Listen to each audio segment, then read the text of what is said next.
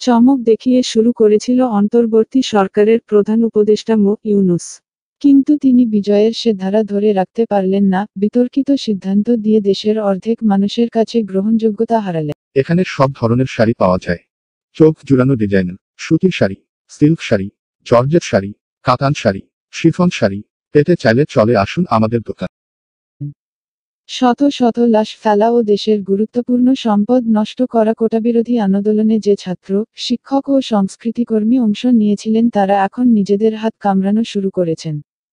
আজ জনপ্রশাসন মন্ত্রণালয় একটি প্রজ্ঞাপন জারি করেছে।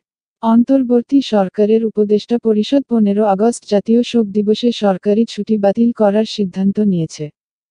অন্তর্বর্তী সরকারের স্বরাষ্ট্র উপদেষ্টা ব্রিগেডিয়ার জেনারেল অব. এম. সাখাওয়াত হোসেন বলেন, নিরাপত্তা নিশ্চিত করতে এবং কোনো ধরনের বিশৃঙ্খলা এড়াতে 15 আগস্টে পুলিশ মোতায়েন থাকবে। পুলিশের পাশাপাশি বর্ডার গার্ড বাংলাদেশ বিজিবির এবং র্যাপিড অ্যাকশন ব্যাটালিয়ন র্যাব থাকবে এবং সেনাবাহিনীও মোতায়েন করা হতে পারে। এর আগে সোমবার বিএনপি সহ বিভিন্ন রাজনৈতিক দলের একাধিক নেতা ড. মোহাম্মদ ইউনূসকে শোক দিবসের সরকারি ছুটি বাতিল করতে তাদের মতামত জানান।